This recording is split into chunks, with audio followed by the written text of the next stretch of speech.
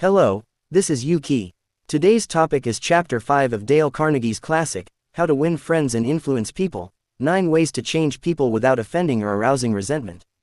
Changing someone might seem difficult, but Carnegie provides 9 specific principles that help encourage positive growth and cooperation without damaging relationships. In this video, we'll cover the first 4 principles. They are practical and easy to apply, so be sure to watch until the end. Section 1. Principle 1. Begin with praise and honest appreciation. Explanation. Starting with praise creates a positive atmosphere, making the other person more open to receiving feedback. This is the foundation for building trust. Examples. At work, if a team member misses a deadline, start with, "I really appreciate the effort you always put into your work. Let's discuss how we can streamline the process to meet deadlines more effectively." At home, if your child forgets their homework, say, "You've been working so hard lately, and I'm really proud of you. Let's figure out how to plan better for next time." Practical tips. Be specific with your compliments. Genuinely acknowledge the other person's strengths. Section 2. Principle 2. Call attention to mistakes indirectly. Explanation. Direct criticism can make people defensive. Instead, address issues indirectly to preserve their pride while encouraging improvement. Examples. At work, if a colleague makes an error in a report, say, "This section could be even clearer if we added some supporting data. What do you think?" At home, if your partner forgets a household chore, say, "Wouldn't it be helpful if we tackled this together? It might save us some time." Practical tips. Use suggestions instead of critiques. Choose language that maintains a collaborative tone. Section 3. Principle 3. Talk about your own mistakes first.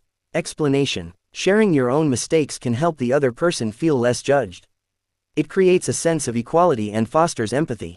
Examples. At work, if a project is delayed, say, "I remember when I faced a similar delay in my project. Here's what I learned from that experience."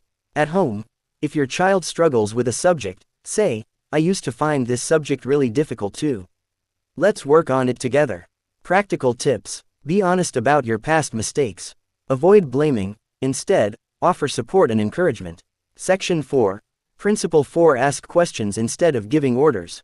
Explanation. Instead of giving direct orders, ask questions that encourage the other person to take initiative.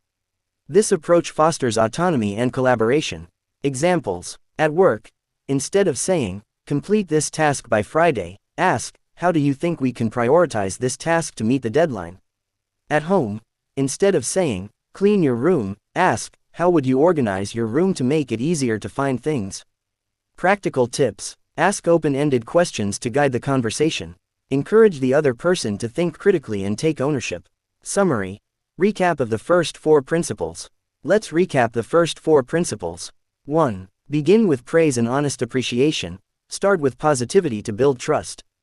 2. Call attention to mistakes indirectly. Avoid direct criticism and focus on solutions. 3. Talk about your own mistakes first. Share your past experiences to foster empathy. 4. Ask questions instead of giving orders. Promote autonomy and collaboration. By practicing these principles, you can inspire others to grow while maintaining strong, respectful relationships. Start by trying just one principle today. Next episode preview. Part 2. 5 more principles to encourage growth. In the next video, we'll cover the remaining 5 principles to further support growth and cooperation. Principle 5. Let the other person save face. Principle 6. Praise even the smallest improvements. Principle 7. Give the other person a fine reputation to live up to. Principle 8. Use encouragement. Principle 9. Make the other person happy to do what you suggest.